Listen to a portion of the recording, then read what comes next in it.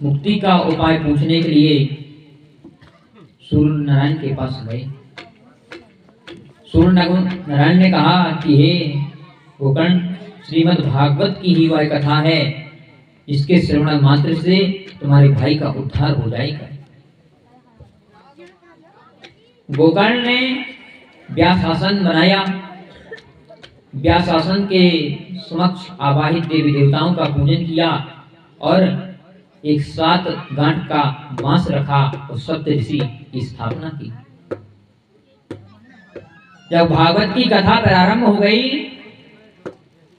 तो 7 गांठ के बांस के ऊपर धुंधकारी आकर बैठ गया।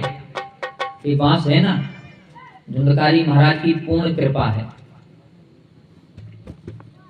यानी कहने का मतलब जिसको उद्धार करना है ना तो बांस में बैठकर भी कर सकता है, और जिसको नहीं करना 24 घंटा खूब कथा कहें, खूब सुनाएं, लेकिन इस कान से सुनी इससे उड़ा दी।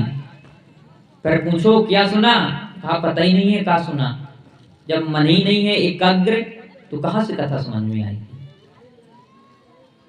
यानी कथा में बैठने से पहले मन को एकाग्र करना आवश्यक है। यानी मन इधर उधर की बातों में न फंसे। यानी बातचीत तो होती रहेगी, कार्य तो जिंदगी भर करना है, लेकिन कथा रोज सुनने को नहीं मिलती। बताया ना, भाग गुदेन बहुजन्म समर्पित है। बड़े भाग्य से भागवत की कथा सुनने को मिलती है। धुंधकारी आकर बैठ गया और जैसे ही पहले दिन की कथा पूर्ण हुई, पहली ग्रंथि फटी।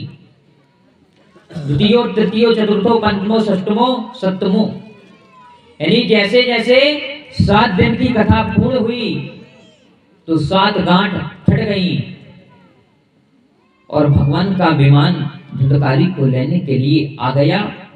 और अनेक कथा वक्ता कहते हैं विमान आया और धुंधकारी विमान पर बैठकर चला गया। कथा महत्तम की यहीं पर विराम अन्य लोग कर देते हैं, लेकिन यहां कथा का विराम नहीं है। असली कथा तो यहां के बाद शुरू होती है। सूत जी कहते हैं सौनकादि ऋषियों, विमान आ गया, भगवान नारायण के पार्षद आए और धुंधकारी से कहा कि भगवान नारायण ने यह विमान भेजा है, इस पर बैठकर आप चलो। धुंधकारी कहने लगा अपने प्रभु से जाकर कह देना, हम अपने भाई को छोड़कर कहीं जाने वाले नहीं हैं। जाएंगे तो हम और हमारा भाई भी साथ में जाएगा, हम अकेले जाने वाले नहीं हैं। भगवान नारायण के पार्षद अपने प्रभु के पास गए और प्रभु से कहने लगे कि हे प्रभु, धुंधकारी को तो ज्ञान उत्पन्न हो गया। कहा क्या? कहा कि कह रहा है जाएंगे तो अपने भाई के साथ जाएंगे, नहीं तो जाएंगे नहीं। प्रभु कहने लगते हमारी कथा का असर है पार्षदों, कथा का महत्व सुन लिया कि नहीं, कि हमारी कथा क्या होती है। धुंधकारी जैसे राक्षस के ऊपर भी जब हमारी कथा का असर पड़ सकता है, तो क्या संसारिक मनुष्यों के ऊपर हमारी कथा का असर पड़ने वाला नहीं है।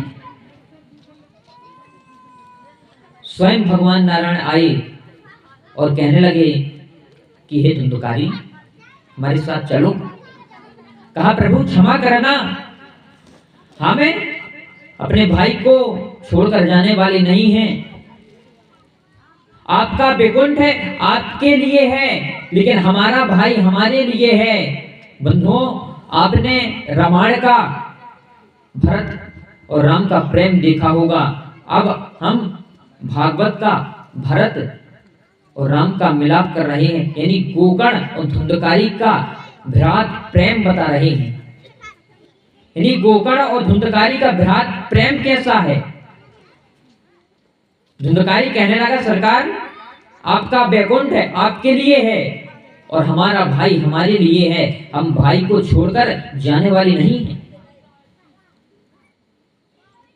हे सरकार, अगर कथा से हमारा उद्धार हुआ है तो आपकी कथा तो राक्षसों का भी तो उद्धार कर देती है। तो आपकी कथा को हमारे भाई ने सुनाया है, तो क्या हम अकेले आपके वैकुंठ जाने के लिए तैयार हो जाएंगे क्या? अगर आपको हम और हमारे भाई को वैकुंठ ले जाना हो तो हम चलने के लिए तैयार हैं। कहा कि नहीं, वहीं पर एक ही सीट खाली है, केवल धुंधकारी तुम भर जा सकते हो।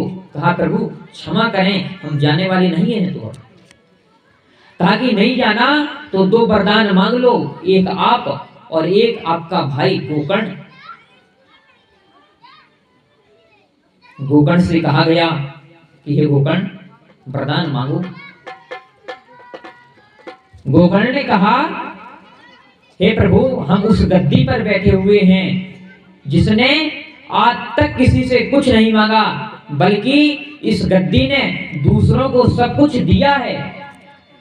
बंधुओं, इस व्यास गद्दी पर बैठने के बाद आचार्य किसी से कुछ मांगता नहीं है, केवल उपदेश देता है, लेने की तो बात ही नहीं करता।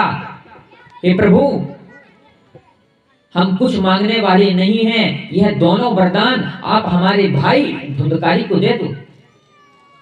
धुंधकारी से कहा गया कि हे धुंधकारी वरदान मांगो। धुंधकारी ने कहा हम पहला वरदान मांगते हैं, जहां भी भागवत हो, यानी कोई भागवत करे, अमीर गरीब छोटा बड़ा,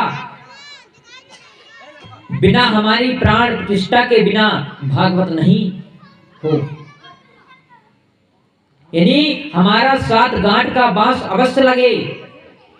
तो आज भी जहां भागवत होती है तो धुंधकारी का 7 गांठ का बांस लगाया जाता है, बाद में भागवत की कथा प्रारंभ की जाती है। इसलिए पहली कथा है पद्म पुराणांतर्गते श्रीमद् भागवती कथा।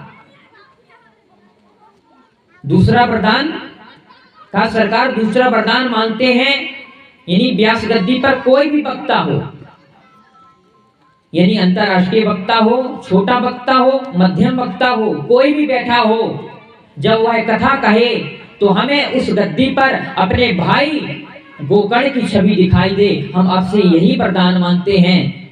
भगवान नारायण ने कहा कि हे धुंधकारी, हमने यह भी वरदान आपको दिया।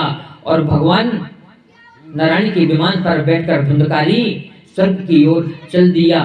बोले सच्चिदानंद भगवान की